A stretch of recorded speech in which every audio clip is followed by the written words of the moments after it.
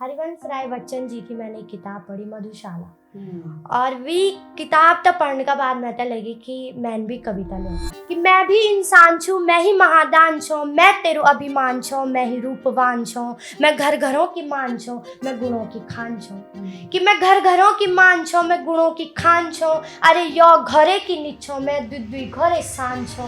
तो मेरे साजिन ही सबसे ज़्यादा मैं तो एक वो ना कि घुचुर घुचुर घुचुर मेरे पे था कि तब बन आंदू तो ब्लॉगिंग बनानी चाहिए। और शुरुआत मैंने 5 साल पहले कर ली थी, लेकिन तन परिस्थिति और वातावरण नहीं मिली। तो अब आपके माता पिता क्या बोलते हैं अपनी बेटी को मंच पे देख के? मेरी माँ मैं एक दुई लाइन सुनाई थी कि जब तो अपन भाषण शुरू कर ली तो वैसे पहले दुई लाइन बोली कि फूल है गुलाब का कनेर मत समझना, मैं छोटी सी बच्ची हूँ, अगर कुछ गलती हो जाएगी तो माफ करना। तो मैं तो 2 रुपये मिली थी बस ई कविता की 4 पंक्तियों पर। अपनी गढ़वाली पे की बात करते हैं। अभी आप बता रहे थे ना कि आपको शादी के बाद थोड़ी डिफिकल्टीज आ रही हैं रुद्रप्रयाग और टिहरी की, सेम मुकेम की गढ़वाली समझने में। कुछ शब्द बताइए तो जरा, जो आपकी सासू माँ बोलती है और आप उनके मतलब कुछ और समझ लेती है। सास जी मैं तो बोलूँ कि कत धौन कती, मैं समझू ना कि धौन मतलब मैं धन समझ लेती थी। अभी मैं तो फोन पर बना कि आज मेरे में लांगड़ू बढ़ाई, मैं लोगों को कोई लंगड़ू हुए मैं दिमाग में ये नहीं चलूँ, मैं बिल्कुल पलटी तो नहीं पूछी, लेकिन बोलो तुमने लांगड़ू कैसे बनाया, उसे मारा क्या डूबने से? वही। और मैं फिर सासू जी जब ब्यो होगी वे का बात बोली कि जो लांगड़ू के वे तो बोले जो हमारा रुद्रप्रयाग का जो लोग देखना था हमारे जो गुल थे और कणकू होंदू वे तो यूं का लांगड़ू बोला। तो बोला धेपली के वे, मैंने कहा हमें यहाँ काफली था, धेपली बोलता अच्छा तुम के तब बुलंदा थी है ना बुलंदा, अब अरे धेपली का तो मुझे भी हंसी आई फिर कि हाँ काफली और धेपली में बहुत अंतर है। तो थोड़ा बंधु जी हर 1 मीटर पर पानी और वाणी में बदलाव बंधु तो थोड़ी जिला चेंज होगी मेरे तो ब्यो का बाद कख रुद्रप्रयाग रहेगी और कख टिहरी रहेगी। आपने अभी उनके बारे में बताया था कि जब आपने शायद 12th कर लिया था ना? हाँ, तब आपकी मम्मी ने 10th किया या 12th किया जो भी था। तो उसके बारे में प्लीज आप बताइए थोड़ा। कि हे निर्दयु तुम दय अभी नहीं आई, कि हे निर्दयु तुम दय अभी नहीं आई, 4 रुपयू बाना तुम उनमें में खाई, न में तिवैन मेरा न वैन मेरा स्वरी, कैन बोली बेटी ची तो कैन बोली बुआरी, कैन बोली बेटी ची तो कैन बोली बुआरी। दीदी बोली भैजी सुना। नमस्कार दगड़ियों, मैं नलिनी गोसाई उत्तराखंड की नौनी स्वागत करती हूँ एक बार फिर से आप सभी का अपनी खास सीरीज नौनी बारी में। तो आजकल उत्तराखंड की नौनी बारियों ने धमाल मचाया है भाई, कहीं की नौनी बारियों से कम नहीं है। ऐसी ही एक हस्ती हमारे स्टूडियो में आज मौजूद है। जी हाँ, रुद्रप्रयाग से आई हैं हमारे यहाँ वेदिका सेमवाल जी। और वेदिका जी बहुत अच्छी कवित्री हैं, बहुत ही प्यारी प्यारी कविताएं लिखती हैं। और सबसे अच्छी बात यह है कि जो भी रिसेंट मुद्दे चल रहे होते हैं उनमें इनकी कविताएं आती हैं, ये लिखती हैं, उन्हें गाती हैं और जो सुपर हिट भी जाती है। मिलियंस तक भी इनकी कविताएं सोशल मीडिया पे गई हैं। साथ ही बहुत ही अच्छे गाने भी ये लिखती हैं। तो बहुत ही फेमस चेहरा जो हमारे उत्तराखंड का ये बनती जा रही है। आज वेदिका सेमवाल जी स्टूडियो में आई हैं। वेदिका सेमवाल भट्ट जी, स्पेशली इन्होंने मुझे बोला है भाई भट्ट जरूर मैं लगाऊंगी। वेदिका सेमवाल भट्ट जी अपने हस्बैंड ऋतुराज भट्ट जी के साथ हमारे स्टूडियो में है। तो आप दोनों का बहुत बहुत स्वागत है उत्तराखंड की नौनी के स्टूडियो में, हमारी नौनी बारी सीरीज में। धन्यवाद। तो वेदिका जी आप प्लीज बताइए आपका जन्म कहाँ हुआ था, आप कहाँ से बिलोंग करती हैं? सबसे पहले तो मैं आपका चैनल तर आप सब उते सादर प्रणाम कर दूँ। जद का भी लोग देखना चाहिए देख धरा सुन धरा सब उता मेरू सेवा सौनी। अपनो परिचय यदि मैं आपका बीच में रख लूँ तो आप जब मेरे परिचय सुनला तो आपका भी लग लो कि एकदम क्रॉस करी थे या गढ़वाली क्षेत्र में पहुँची। मेरू जन्म पंजाब में हुए और मेरी बेसिक शिक्षा भी पंजाब में हुई। वे के बाद पिताजी हम तक गाँव लें तो फिर मेरी शिक्षा दीक्षा मेरा गांव बैनोली गांव यानी कि रुद्रप्रयाग और जखोली का ब्लॉक में ही हुए। वे के बाद जब मैंने BSc करी MSc करी और फिर B.Ed करने का वास्ता मैं ब्यो के बाद आज रुड़की भी दिन B.Ed शो करूँ। बात रहे मेरा गढ़वाली माँ कविता लिखण को, तो बचपन भी तीन शौक छो मैं तो लिखण को। और खासकर जब मैं जूनियर में छो तो मैं तो टीचर मिली डॉक्टर गीता नौटियाल जी, जो कि राष्ट्रपति पुरस्कार से सम्मानित छिन। बहुत सारी बुक उनकी निकली जो कि 4 भाषाओं में कन्वर्ट छिन, आपका हिंदी, इंग्लिश, पंजाबी और गढ़वाली में। तो मैम लिख दी छे तो मैं तो लगी जब मैडम लिख सकती मैं कि नहीं लिख सकूँ। हरिवंश राय बच्चन जी की मैंने एक किताब पढ़ी मधुशाला। और भी किताब तो पढ़ने का बाद मैं तो लगी कि मैं भी कविता लिखूँ। तो यानी जर्नी रे पहली बार मैडमन भी अप्रिशिएट करी जनी टूटिया फूटिया शब्द मिले न आपस में और आज आपका बीच में छे। क्या बात है। अच्छा ठीक है, ये आपका जन्म हो गया या बचपन से आपको शौक था और आपने इस तरह से चीज़ें सीखी। आपकी स्कूलिंग भी रुद्रप्रयाग से ही हुई है पूरी प्रॉपर? अच्छा, और जब आपने सबसे पहली कविता आपकी कौन सी थी और कैसे सुपर हिट हुई, कहाँ पे आपने उसको बोला, सुनाया, गाया? मैं आपको बताऊँ चालू कवि बहुत प्रकार का वंदन, कुछ एक कहानी गढ़दन तेगा बाद लोकदन, कुछ रियलिटी लोकदन तब लोकदन। मेरे जीवन में यह घटना घटित हुई कि हम 5 बहनी छे और जब मेरा चौथा नंबर की भूली हुई तो घर मुझे सब होना चाहिए, मुझे अरे कोई बात नहीं बेटी हुए वे जालू ढंग से एथर बड़ी लोला।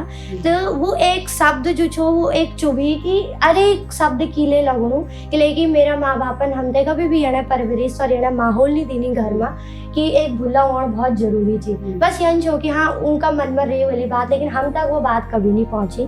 तो सबसे पहले मैंने कविता ही बेटी पर लिखी, एक समाज तक बताने का वास्ता कि बेटी को क्या अस्तित्व है, क्या एक पॉजिटिव एटीट्यूड छे, कख वो अपनो एक अस्तित्व रख दी। तो हम तो एक बेटी का इधर अरे न बल्कि वाह और बहुत अच्छा शब्दों से भी संबोधित करना चाहिए। सबसे पहली कविता ही मेरी बेटी पर छे, नारी सशक्तिकरण और नारी अस्तित्व पर। तो अभी वो सुन लेते हैं हम थोड़ा। हाँ, वही कविता सुन जी।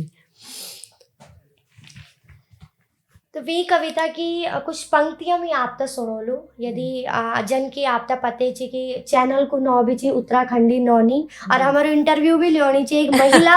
तो आज की ये कविता ये सारी पंक्तियां मैं आप तक और आपका चैनल तक निवेदित तो करूँ कि महिला अस्तित्व क्या थी समाज में, कि क्या एक महिला बनी कि मैं भी इंसान छू, मैं ही महादान छू, कन्यादान से बढ़ के कोई दान नहीं बोलू, कि मैं भी इंसान छू, मैं ही महादान छो, मैं तेरो अभिमान छो, मैं ही रूपवान छो, मैं घर घरों की मान छो, मैं गुणों की खान छो, कि मैं घर घरों की मान छो, मैं गुणों की खान छो। अरे यो घरे की निछो, मैं दुई घरे सान छो, यो घरे की निछो, मैं दुई घरे सान छो।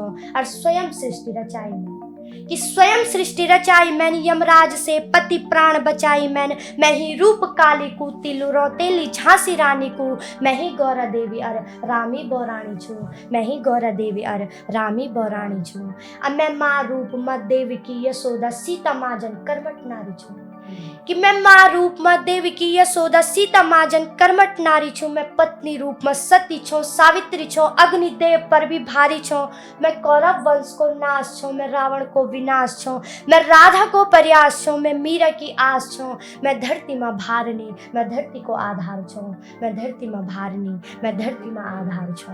अब मेरी बेटी बुआरी रूप माँ गठे रिश्तों की माला छे, कि मेरी बेटी बुआरी रूप माँ गठे रिश्तों की माला छी। इन बात नहीं कि नौनी कुछ नहीं, नौनु ही तुम्हार बुढ़ियंदो को सारू छी। सुना और मंथन कर मेरी पंक्तियों पर चिंतन करा, कि सुना और मंथन कर मेरी कविता पर चिंतन करा, कि बदली सुजमनु जब बेटी बुआरी दूर दराज डांडा काठों माँ भी वहीं जंदी छे, और मृत्यु की खुद माँ के दिनों तक खुद यंदी छे। अरे आज जमानो बदली, कि अरे आज जमानो बदली, बेटी अपू में सफल सक्षम हुएगी, धरती बे आसमान तक बेटियों का परचम हुएगी, धरती बे आसमान तक बेटियों का परचम हुएगी।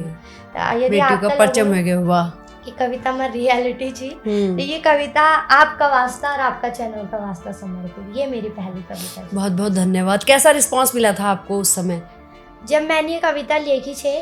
तो मैंने अपनी माँ जी ते सबसे पहली बार सुनाई, और वे के बाद जब मैंने ये कविता मंच पर पढ़ी तो जो महिलाएं छे वो तक कहीं ना कहीं लगी कि वाकई में हमारे के अस्तित्व छी, हम उन्हीं एक परिवार बांधियो आपस में के बेटी बुआरी हम ही आधार छिन, हम ही जन्म देने वाली छिन। तो ये कविता जब मैं अपनी सुन दू भी और सुना दू भी एक पॉजिटिव एटीट्यूड हों कि हाँ भाई हमारा कुछ अस्तित्व छी समाज में। ठीक बुना। अच्छा, आपने बताया 5 बहनें हैं, आपके पापा क्या करते हैं, आपकी मम्मी क्या करती हैं, आपकी बाकी बहनें क्या करती हैं? मेरी पापा जी जो छे ना, हमारे जन्म जब है ना हम शुरुआती भूली छे तब मेरे पापा जी पंजाब में ही छा, और अभी रिसेंटली 9-10 साल भी घर हैं, कुछ तबीयत भी ठीक नहीं छे और समय भी कुछ बढ़िया नहीं छे। तो अभी हमारे गांव में दुकान छी, चक्की छी, और मम्मी मेरी घर में खेती बाड़ी को काम कर दी। तो हम जो 5 बहनी छिन एकदम पहाड़ी कल्चर में पलनी 12वीं तक वेका बाद जब मी कॉलेज का वास्ता अगस्त मुनि जे फिर दूसरा नंबर की भूली भी आई था। अब जो मी का पेतर की बीजी होगी शिक्षा दीक्षा भी अगस्त मुनि में होनी। तो बस ये अभी हमारो फैमिली बैकग्राउंड छी। बहुत बढ़िया। आपकी एक बहन गाती भी है गाना? हाँ जी, हाँ जी। आप लिखती हैं, वो गाती हैं कुछ ऐसा? हाँ, तो मेरे पीछे की जो 4 भूली छी और मेरे पेथर की जो दूसरा नंबर की भूली छी, बहुत सारा लोग जानते भी वाला क्या पता, अलीशा शेमवाल मांगल टीम का साथ जुड़ी छी और मांगल कर दी अभी गीत गायन का क्षेत्र में मेरे को नयो नयो कदम छी सीखनी भी छी और गानी भी छी। कंठ की धनी छी, कभी मौका मिलो लो तो आप तभी जरूर सुनोला। जी जी जी जी। आपके कौन कौन से गाने आपने लिखे जो उन्होंने गाए, या फिर आपसे पहले भी किसी सिंगर ने गाए आपके लिखे हुए? जी, और मेरी शुरुआत बहुत पहले भी थी नहीं वही 2019 दिसंबर भी थी मैंने शुरुआत करी जब मैं मंचीय कार्यक्रम कंटिन्यू कर बैठी। आदरणीय सौरभ मैठाणी जी मेरा ही गृह क्षेत्र का सिंधुदुर्ग प्रयाग का, तो कखी ना कखी अब एक क्षेत्र का कलाकार छिन तो मीटअप भी वही जंदू। तो उनसे मैं सोशल मीडिया पर मिली छो, वेका बाद फिर हम ऑफलाइन भी मिली। तो उन बोली कि वेदिका आपन मेरा वास्ते एक गाना लियो खण। अब मैं सच्ची बताऊँ तो मैं तब 2-4 कविता लेके छे, बहुत ज़्यादा अनुभव भी नहीं छो और उन थोड़ा अप्रिशिएट भी करी, प्रोत्साहित भी करी। तो 2 गाना मैंने लेकिन लटुली उड़ांदी करी था और हे सुआ करी था। तो आदरणीय सौरभ मैठाणी जी ने ही वो गाना गैन और जो मेरे पहलू गाना छी लटुली उड़ांदी तो वे पर कम से कम 7.5 से 8 लाख व्यूज छी। क्या बात है। अच्छा, तो ये मेरा गाना छा। अभी भी मैं लियोखणुगे छूँ पर अभी अंजी की अभी मैं कोशिश छू करूँ धीरे धीरे। अब जन भी गाना निकला आप तभी पता लगलो और ऑडियंस तभी। आप लिख रही हैं और लिखती रहेंगी। और अभी आपकी शादी को भी कम ही टाइम हुआ, अभी कितना, 1 साल पहले हुई शादी? हाँ जी, 7-8 महीने। 7-8 महीने ही हुए। तो क्या शादी के बाद लगता है कि कुछ डिफिकल्टीज बढ़ गई हैं, इस मैं लिख नहीं पा रही हूँ, या मेरे को कोई ऐसी प्रतिरोध या बाधाएं आ रही हैं? बिल्कुल बदलाव आया है शादी के बाद। और मैं बोल दूँ कि बहुत सारी महिलाओं का जीवन में एक शायद नेगेटिव बदलाव भी होंदो बोलो, जिम्मेदारी बढ़ जाती वाली। लेकिन मैं अभी कोई बात बढ़े चढ़े तो नहीं छू बोलूँ। मेरे जीवन में एक पॉजिटिव बदलाव आया कि पहली 4 बहनों की जिम्मेदारी थी और मैं स्कूल भी पढ़ाई, मैंने 3 साल इंस्टीट्यूट में पढ़ाई, खुद की पढ़ाई भी साथ साथ करी। और ससुराल में आने के बाद मैं एकदम जिम्मेदारी से मुक्त होएगी। मेरे सासू जी मीता बोली तेरे काम ची कार्यक्रम कर, पढ़े कर और अपनी ब्लॉगिंग ते एथर बढ़ो। और सासू जी मैं तो बहुत और चिंता छोड़। हाँ बिल्कुल, और चिंता छोड़। झाड़ू पोछा खाना पीना रिश्तेदारी की कोई चिंता नहीं, मेरा कोई जिम्मेदारी नहीं थी। और खासकर मैं अपना ब्लॉगिंग चैनल की बात करूँ, वेदिका सेमवाल नौस मेरी यूट्यूब चैनल थी।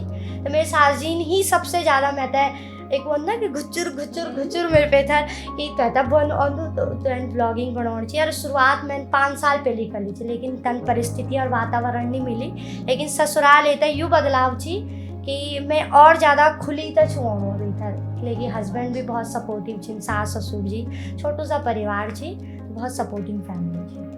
तो भट्ट जी इन्होंने तो बोल दिया कि बहुत सपोर्टिंग है आपका परिवार, और आप अब आप क्या कहेंगी अपनी लेखिका बीवी के लिए?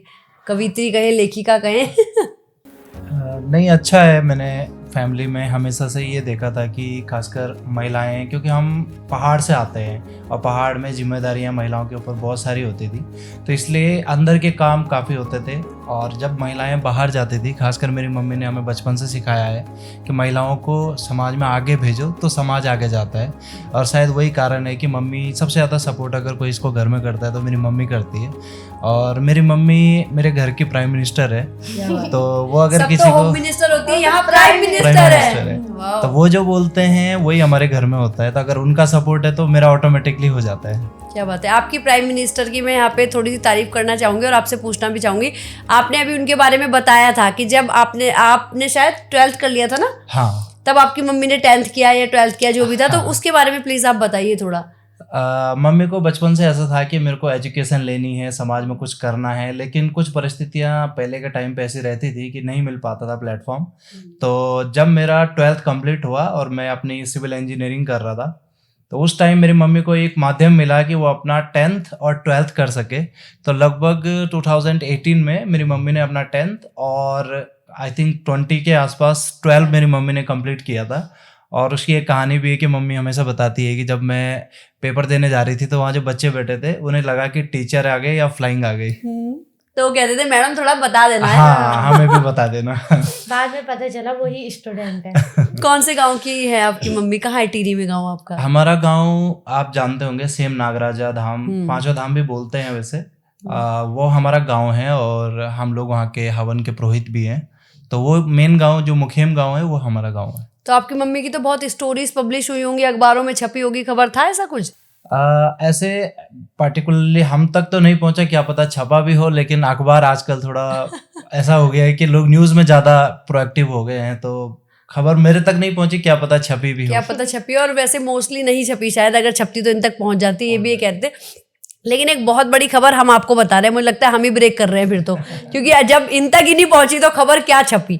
लेकिन हम उनके साथ में बैठ के बोल रहे हैं, उनकी मम्मी जब उन्होंने 12th कर लिया, उसके बाद 10th करी, 12th करी, क्या तो जज्बा उन महिला के अंदर रहा होगा भाई। जब वो गई होंगी, अच्छे से अच्छा इंसान शर्मा जाता है कि मेरी जो एज है, छोटे बच्चे देखेंगे, मजाक बनाएंगे, हंसेंगे मुझ पे, लेकिन उनके अंदर क्या जज्बा रहा होगा, क्या लेवल रहा होगा। और उस टाइम पे पढ़ाई करी, हम तो अब नहीं कर पाते। अब हमें लगता है अब हम पढ़ेंगे बैठ के, अरे नहीं बहुत होगी पढ़ाई, छोड़ दो, मोबाइल ही चला लो, इससे अच्छा कुछ और कर लो।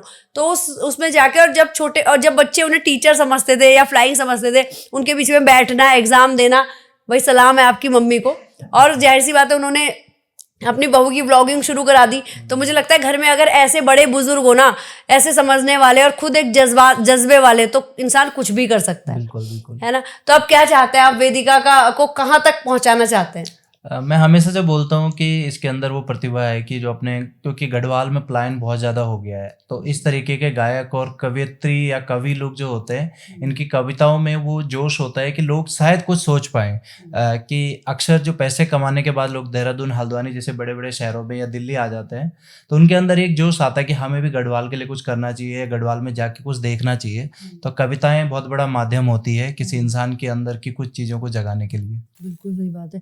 तो वेदिका, जब आप लिखते हो तो आपको प्रेरणा कहाँ से मिलती है, शब्द कहाँ से मिलते हैं?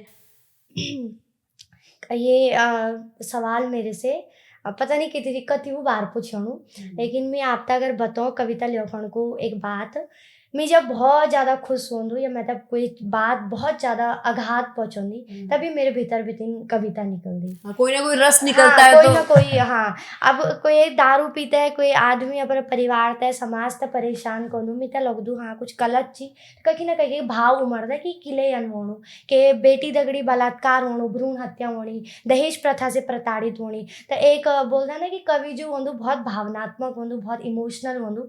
मैं तभी लग दूँ कि मैं बहुत इमोशनल हूँ, बहुत छोटी छोटी बातों पर मैं इमोशनल वेजन, और वे इमोशन था मैं अपने कविताओं का माध्यम से लिख दूँ, और कहीं ना कहीं लोग भी मेरी कविताओं को पसंद करता।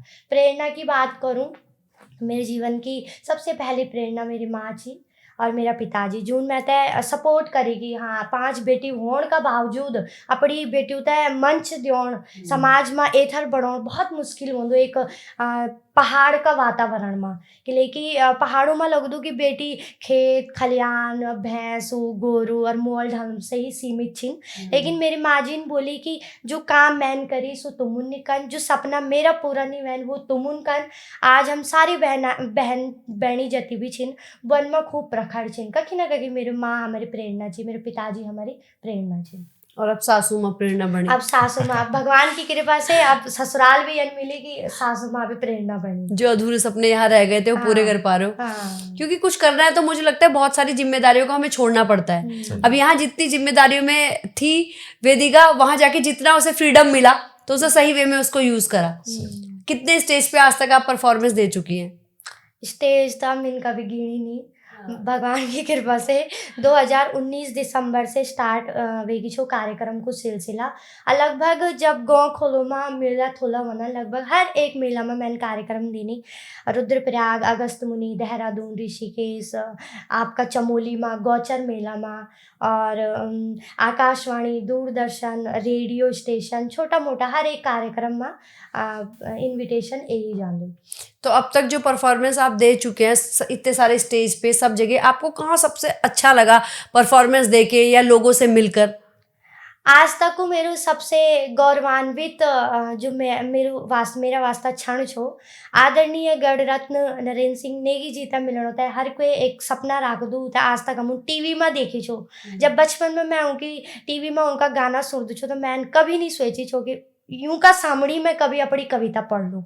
तो आदरणीय गणरत्न नरेंद्र सिंह नेगी जी की उपस्थिति में मैंने कम से कम 2 से 3 बार अपनी कविताएं पढ़ी और उन मैं तो खूब एप्रिशिएट करी, आशीर्वाद दिनी। तो मेरा वास्ता सबसे गौरवान्वित समय आदरणीय गणरत्न नरेंद्र सिंह नेगी जी के ही साथ था। कहाँ पे, कौन सा, कहाँ पे था? देहरादून में एक बार सबसे पहले मैं उतना मिली छो, क्या है वहाँ का नाम, चमोली में भूल नारायण कोटी जगह नारायण है कोटी। वहाँ। हाँ, नारायण कोटी में कार्यक्रम छो, कलश संस्था द्वारा हमारा कवि सम्मेलन वनन।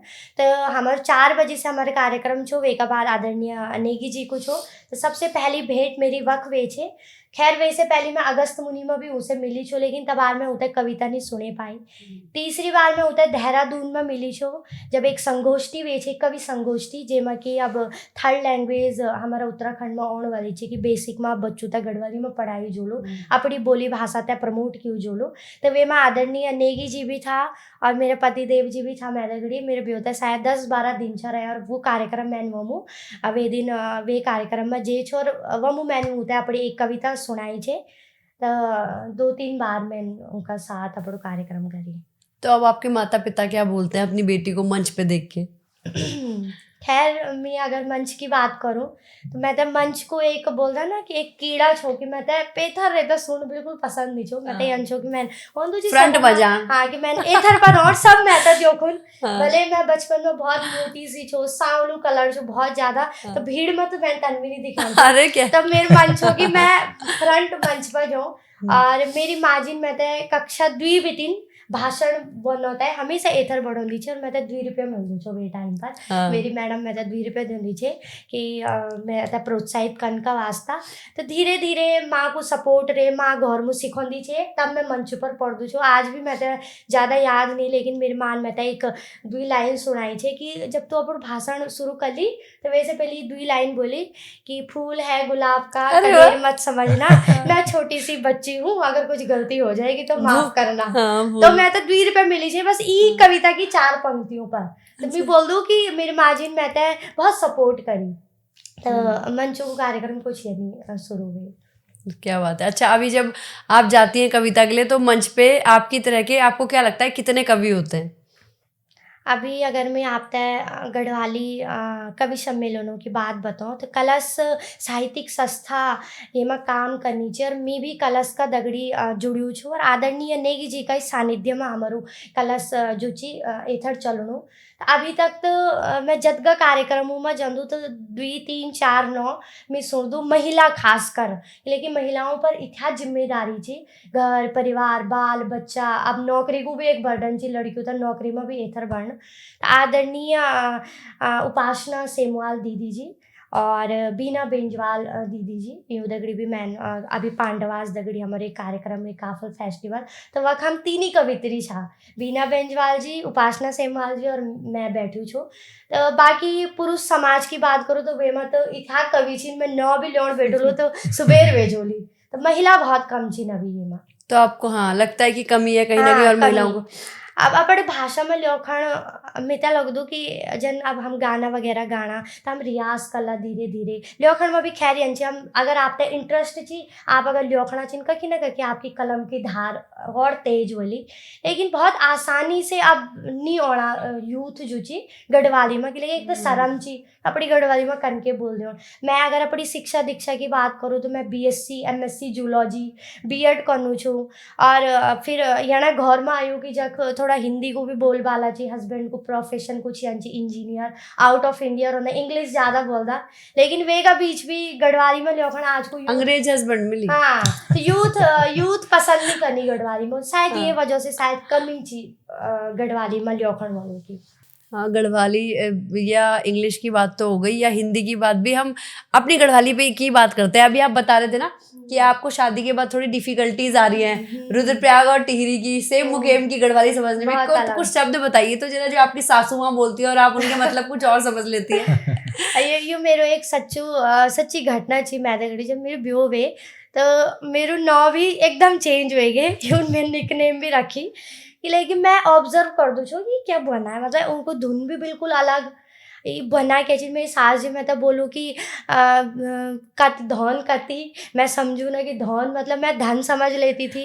धौन का मतलब गढ़वाली में ये टिहरी में बोलूँ कि गाजी हमारे यहाँ गोरु बछला बोलता गाजी बोलता हमारे यहाँ पुंगड़ा बोलता युगा या डोखरा बोलता हमारे यहाँ साली बोलता। सासू माँ ने बोला धन कती ने बोला सासू माँ तो भाई मेरे धन पे आ गई कि हाँ, कितना धन है मेरे धन पास, अब कितना मैं है। क्या करूं। हाँ वो कई टाइम ऐसे एक दिन मैं उनको फोन पे शादी से पहले बात हो रही असी मैं तो फोन पर बना कि आज मेरे ना लांगड़ू बनाई मैं लोगों को कोई लंगड़ू हुएगी मैं दिमाग में ये नहीं चाहूँ मैं बिल्कुल पलटी तो नहीं पूछी लेकिन बोला तुमने लांगड़ू कैसे बनाया, उसे मारा क्या डूबने से? वही और मैं फिर सासू जी जब ब्यो होगी वे का बात बोली कि ये लांगड़ू क्या हुए तो बोले जो हमारा रुद्रप्रयाग का जो लोग देखना था हमारे जो गुल थे और कणकू होंदू वे तो यूं का लांगड़ू बोला तो अब ये क्या बोला काफली, खैर काफली तो बहुत नॉर्मल शब्द थी लेकिन हमारे यहाँ बोला धेपली तो यूं का कभी धेपली नहीं सुनी सासू जी की लेकिन लिखवार गो उनको मायका जी और से मुखे उनको ससुरा एकदम टिहरी माँ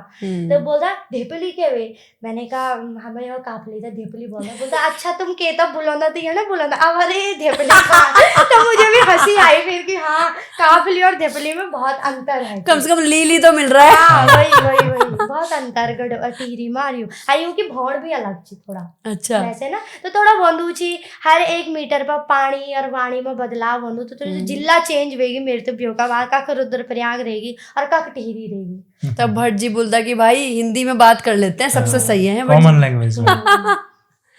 तो फिर आप अपना कुछ अपने अनुभव बताइए ना, आपको भी लोगों के कमेंट मिलता है कि भाई तुम्हारी वाइफ कवित्री है या ऐसा कुछ करके होता है? ऐसा हालांकि हमेशा तो पॉजिटिव रिव्यू मिलते हैं क्योंकि ये चीज़ ऐसी है कि करना कोई नहीं चाहता लेकिन सुनना हर कोई चाहता है। जैसे अभी वही बात हो गई कि हर गांव में लैंग्वेज चेंज हो रही है, हल्का फुल्का उसमें टोन चेंज हो रहा है, वर्डिंग चेंज हो रही है। तो इस चक्कर में जब 3-4 गांव के लोग मिलते हैं तो वो एक कॉमन लैंग्वेज हिंदी पे आ जाते हैं। तो कम्युनिकेशन के लिए तो हिंदी लोग बोलते हैं लेकिन सुनना हर कोई चाहता है गढ़वाल के बारे में, गढ़वाल की भाषा एक यादगार के रूप में फ्यूचर के लिए। तो पॉजिटिव रिव्यूज़ आते हैं लेकिन एक एक्सपीरियंस मैं बताना चाहूँगा क्योंकि अभी उत्तराखंड के जो वो लोग हैं जो गढ़वाली भाषा के ऊपर काम कर रहे हैं, चाहे कवि लोग हो चाहे उसमें मेन जो गेस्ट थे वो नरेंद्र सिंह नेगी जी भी थे। तो मैं उस टाइम जस्ट शादी के लिए फ़ौरन से घर आया ही था तो इनके साथ एक प्रोग्राम हुआ था देहरादून में ही, 3 दिन का प्रोग्राम था कंटिन्यू। तो वो एक ग्रामर बना रहे हैं गढ़वाली भाषा के लिए। तो उस पर एक कॉमन वर्डिंग पे आ रहे थे कि टीरी का अलग उधर का अलग ऐसे करके। तो उसमें एक इंट्रोडक्शन पार्ट था शुरू में, तो उसमें जितने कवि थे कुछ 30-40 कवि थे, उनमें मेरी वाइफ भी थी। एक अच्छा टाइम था मेरे लिए भी कि इतने एजुकेटेड लोगों के बीच में बैठ रहा हूँ। तो जब मेरा टर्न आया तो जितने भी लोग थे वहाँ पे लगभग 40 लोग थे, सब ने गढ़वाली भाषा में इंट्रोडक्शन किया और मेरा टाइम आया तो मैं समझ ही ना पाऊँ क्योंकि सब अपनी अपनी भाषा में बोल रहे हैं। मैं हिंदी में बोल दिया। तो उस दिन मेरे को ये एक्सपीरियंस हुआ कि मैं चाहे वर्ल्ड में कहीं भी काम करने चला जाऊँ, कितनी भी इंग्लिश बोल दूँ, लेकिन जब एक प्रोफेशन की बात आती है तो हमें उस चीज़ को समझना चाहिए, हमें गढ़वाली भाषा आनी चाहिए। एटलीस्ट मैं अपना इंट्रोडक्शन तो वहाँ पे दे पाऊँ। सही बात है। तो वो मेरे को थोड़ा बड़ा ऑकवर्ड लगा कि मैं बोल नहीं पा रहा हूँ हिंदी गढ़वाली। तब आप गढ़वाली सीख लो, अब रुद्रप्रयाग वाली। अब वही सोच रहा हूँ। गढ़वाली ये बहुत अच्छी बोलते हैं क्योंकि गढ़वाली ना वाकई में बहुत अच्छी थी लेकिन यूँ तो लगता कि मैं ये तो बार बार चिढ़ाऊँ कि तुम्हारी भौण अलग थी भौण अलग। अच्छा। तो ये प्रोफेशनल जो मंच रहना वे में बहुत कम ही बोल रहा था ते वजह से। अब भौण पे कोई सवाल नहीं होगा, जो बोल रहे बोलने देना उन्हें। अब जो बोलोगे वो हमें मंजूर है। तो फिर अब कोई बुक भी आने वाली है आपकी, लिख रहे हो कुछ? वैसे तन तो मेरे 50 कविताएं जो बढ़िया अच्छी चीज मैं आप पब्लिश करना चाहूँ तो बहुत जल्दी आपने बहुत ये सवाल पूछे कि जे पर अभी प्लानिंग चलनी के छे तो बहुत जल्दी अब किताब भी होली वेगा बाद हम आपका स्टूडियो में भी जरूर होला किताब लेता है। हाँ, बुक की लॉन्चिंग यहीं पे कराएंगे हम। बिल्कुल। इनकी कविताएं बुक तो खैर अपनी बुक तो नहीं आई लेकिन इनकी कविताएं बहुत बड़ी बड़ी बुक्स में संस्थाओं ने छपी हुई है। बिनसरी जो विंसर उत्तराखंड की बहुत ही अच्छी कुमाऊं और गढ़वाल का एक संग्रह है। तो आपने याद हो लो घनसाली में एक दहेज प्रथा पर एक लड़की प्रताड़ित हुए थे जिनमें कि विषय दहेज मांगे और परिवार माई का पक्ष थोड़ा गरीब भी छो। तो वे टाइम पर मैंने एक कविता लिखी दहेज प्रथा पर। तो वह कविता मेरा बिनसरी में अभी दीनी में सुना सकते हो अभी? हाँ तेमा छपी। तो हाँ, ये कविता तो मैं आपका जरूर सुनो लूँ दहेज प्रथा पर।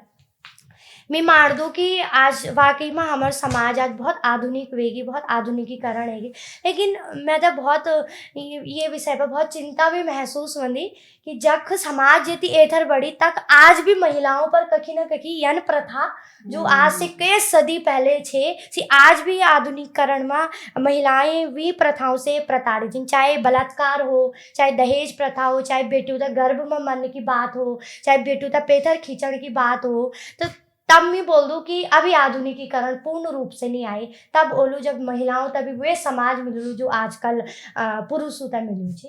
तो पंक्तियाँ निवेदित कर दूँ कि जो दहेज प्रथा से प्रताड़ित थी तो वो महिला क्या बन चाली, तो पंक्तियाँ समर्पित कि हे निर्दयु तुम दय अभी नहीं आई, कि हे निर्दयु तुम दय अभी नहीं आई, 4 रुपयों बाना तुम उनमें वेची खाई, न मेती वैन मेरा न वैन मेरा स्वारी, कैन बोली बेटी ची तो कैन बोली बुआरी, कैन बोली बेटी ची तो कैन बोली बुआरी। जरा जब मैंने आवाज उठाई कि कभी बेटी धर्म तो कभी बुआरी कर्म निभाई, अस्वारी ने 10 मन क्यों बीच पूछी, बोल बुआरी देज माँ के ले आई, बोल बुआरी मेत बे के ले आई। जरा जब मैंने आवाज उठाई हकलंदी आवाजन बताई कि मेरा बे बबुन सैती पाली बेटी तुमो दान कली, मेरा रूप माँ कमई जीवन भरे पूंजी तुम्हारा नाम कली, क्या ले आई तू देज माँ, क्या ले आई तू मेत बे, यू पूछी पूछी तुम उनमें सरेआम बदनाम कली, यू पूछी पूछी तुम उनमें सरेआम बदनाम कली। अरे एक आक्रोश का रूप में भी वह महिला अपनी बात रखनी कि क्या फर्क रोंदू नौना और नौनी माँ, कि जब भूख लगन पर मैं भी रे बे बबू का सांको पर से घरे लाड लड्याली रे, दादा दादों की प्यारी रे, और नौनू तेरू अपरू माजी मैं सदन पर आई रे, के बैरी ने यू रिवाज बनाई, कि के बैरी ने यू रिवाज बनाई, 4 रुपयों बाना मैं सदन ये नहीं पिठाई, और दुई घर दी तभी मैं तय कभी यत कभी वत नचाई, ई दहेज प्रथा का बाना मैं सदन ये नहीं सताई, ई दहेज प्रथा का बाना मैं सदन ये नहीं सताई। क्या क्या समर्पण कर दे एक महिला एक दूसरा परिवार में जान का वास्ता, कि तन दान मन दान अपना सभी अरमान अपड़ू कर्म कर्तव्य समझी करी द्वि घरु सम्मान। अब मेरू और तेरू जो भी महिला ये कुप्रथा से प्रताड़ित छिन, कि मेरू और तेरू दोष इथी रे कि तू जांचनी परखिनी अपर कर्म कर्तव्यों से तू जरा सभी सरकिनी, अब वे कहिए ती सताण पर खरी खोटी सुनाई तैन, तेरा बुए बबू की गरीब पछाण पर किले त्वैन सर झुकाई, वे कहिए ती सताण पर किले त्वैन सर झुकाई, वे कहिए ती सताण पर अन्ना निभो तो यूं बेमतलब कर रीति रिवाज होता। मैं एक निवेदन भी कर लूँ पूरा स्त्री समाज से कि ना निभो तो यूं बेमतलब कर रीति रिवाज होता है, ना लुको तो यूं दहेज का अत्याचार होता है, तू कोई सामान नहीं तेरू लेन देन को काम नहीं, कि तू कोई सामान नहीं तेरू लेन देन को काम नहीं, ना झुक तू ये कलयुगी समाज माँ यख मिलने आज कोई राम नहीं। अशुद्ध सरल शब्दों में पूछ दू आज तुमो में, कि शुद्ध सरल शब्दों में पूछ दू आज तुमो में, क्या नारी को कोई स्वाभिमान नहीं, क्या नारी को कोई स्वाभिमान नहीं, क्या नारी को कोई स्वाभिमान नहीं। बहुत बढ़िया, शानदार। दहेज पर मेरी ये कविता छे, और जब मैं ये कविता तो पढ़ दूँ तो मैं तो खुद ही लग दूँ कि वाकई में जो यन प्रथाओं से जो महिला जूझ रही होगी, छिन केवल जो जूझदी वाली वी का शरीर और वी की आत्मा पर क्या बीतदी वाली, तो मन का भाव यदि आप तक पहुंची वाला तो जरूर अपनी प्रतिक्रियाओं से आप लोग अपनी प्रतिक्रिया लियोखला और आशीर्वाद के रूप में अपनी प्रतिक्रिया दियोला। बिल्कुल। बाकी उत्तराखंड की नौनी के आप आए हैं तो नौनी बॉरियों के लिए भी एक संदेश दे दीजिए साथ साथ। वैसे तो आप लगातार अपनी कविताओं के माध्यम से संदेश ही दे रहे हैं, पर फिर भी आज मैं ये स्टूडियो में आई मैं तभी बहुत बढ़िया लगी, और सबसे अच्छी यन लगी कि महिला भी आजकल पत्रकारिता का क्षेत्र में छिनू की अपनी एक टीम थी, तो आपसे मैं भी इंस्पिरेशन लेणू छूँ कि हाँ भाई हम भी कुछ कर सकता है इधर। मैं तो मेरा हस्बैंड जी बना भी चाहता हूँ कि इन हो दो काम एक प्रोफेशनल तरीके से, तो मैं सभी बेटी बड़ी होता है बस ये नहीं बन चालो, मैं खुद अभी संघर्षशील छूँ, संघर्षों करूँ, लेकिन अपनी मर्यादाओं में रहते यदि हम कोई भी काम करदा कहीं ना कहीं मर्यादा हमारे वास्ते के लिए कि मैं बनू छू ना, हम ही परिवार की मर्यादा छिन, इज्जत छिन, समाज की हो चाहे देश की हो, यदि हम अपनी मर्यादाओं में रहते हैं कोई भी काम करूँ तो जरूर भगवान हमते सक्सेस दूँ, समाज हमते पसंद कर दो, और मैं भी वही काम ते छू करूँ। बाकी यदि आपते कविता बढ़िया लगी बोली तो मेरे भी चैनल छे वेदिका सेमवाल 9 से यूट्यूब चैनल, तो आप लोग जरूर आया सब्सक्राइब करें और यूँ भी सपोर्ट करें और हमते भी सपोर्ट करें। धन्यवाद।